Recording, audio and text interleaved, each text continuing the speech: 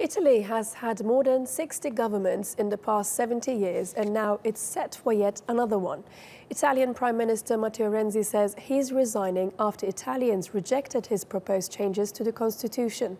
Supporters of the No campaign celebrated their victory, as early results from Sunday's referendum to change the constitution suggest Renzi's Yes campaign lost by 20 points.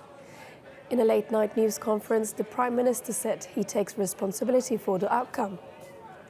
I send my congratulations to the leaders of the No campaign. I hope they work well in the interest of our country, Italy and Italians.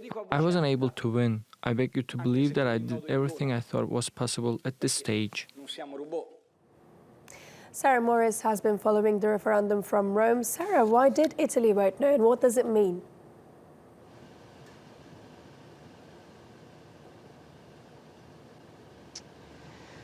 Well, there are so many factors at play here. What we do know is just under 60% of Italians who voted rejected the reforms that Matteo Renzi, the Prime Minister, had proposed in this referendum. So clearly, Italians are sending a clear message here. But exactly what that message is going to be a little bit harder to work out.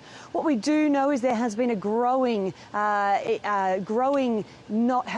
the Italian people have been increasingly not happy with the job that Matteo Renzi has been doing here in Italy. And there's a lot of factors again at play there. It's tough times here in Italy. There is a banking crisis. The economy really is in the doldrums, very high government debt and very high unemployment. So this is a little bit of a backlash, or not a little bit, really quite a big backlash towards Matteo Renzi and the job he's been doing as Prime Minister.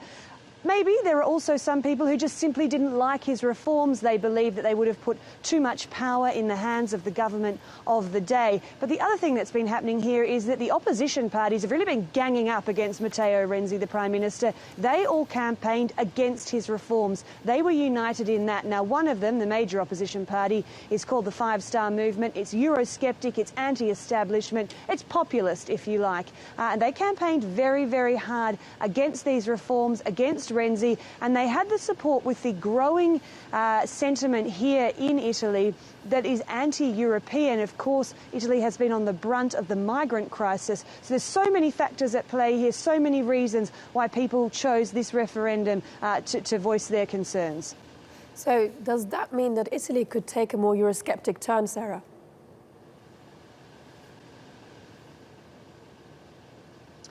Well, certainly this probably puts some wind in the sails of the Eurosceptic movements here in Italy. And as I mentioned before, the Five Star Movement has said that if it was to get into power, it would hold a referendum on Italy remaining in the Eurozone. The big question is, will this referendum actually result in a furthering of the cause of these populist movements here in Italy? Now, they did all combine against Renzi in this referendum. If there was to be a general election, which there will need to be, obviously fairly soon after Renzi has announced he will resign. It's not clear, though, that Italy would vote for the Five Star Movement to actually be in government. The vote would be split between all the opposition parties to start off with, and it's not also clear if the people who voted against Renzi in these reforms would necessarily vote against his Democratic Party if there was to be another election. So it is not clear that this will definitely mean the start of Italy pulling out of the European Union or holding a referendum to perhaps leave the Eurozone, but it certainly, as I said, puts wind in the sails of the campaigns of the populist movement here in Italy. Thanks for that, Sarah Morice, live from Rome.